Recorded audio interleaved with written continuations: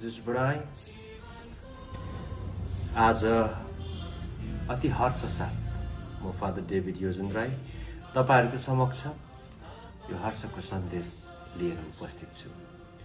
आगामी 6 डिसेम्बर 2025 को दिन होली क्रस स्कुल तादुङ परिसरमा अति भव्यताको साथ हामी सिक्किममा बसोबासो गर्ने रोमन क्याथोलिक समुदायका विश्वासीगण एउटा समारोह मनाउन गइरहेछौं, जसलाई हामीले नाम दिएका छौं त्रय जयन्ती समारोह अनुग्रहको यात्रा।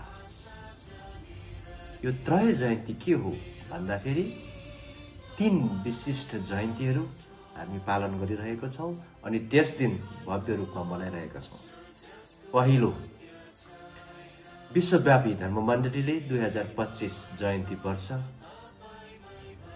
विषय आशाका तीर्थयात्रीहरू मनाइरहेका छन्।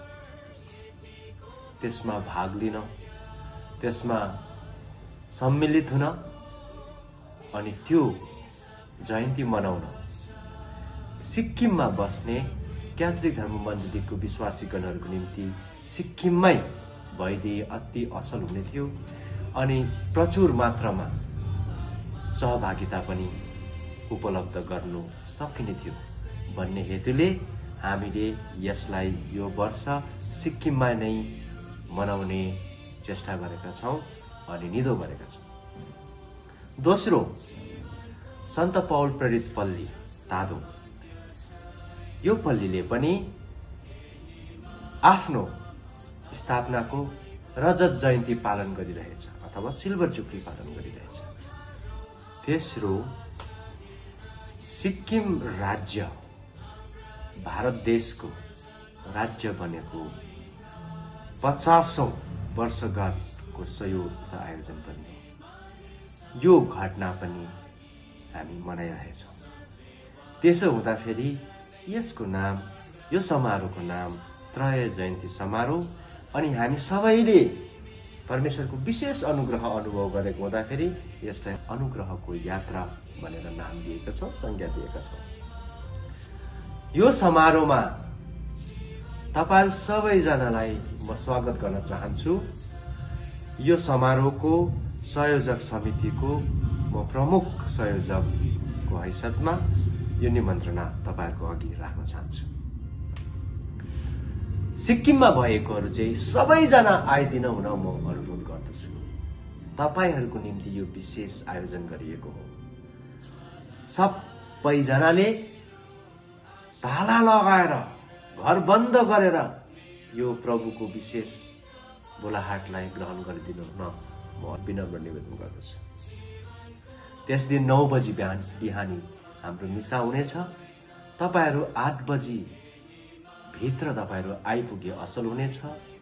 ट्राफिक अथवा यातायातको जीवन छिप्पिसकेको हुन्छ 8:30 पश्चात। त्यसपछि हामीलाई गाह्रो हुन्छ। तपाईहरुको निम्ति कहाँ कसो ठाउँ तयार पार्ने हामीले चाँजो मिलाइसकेका छौं।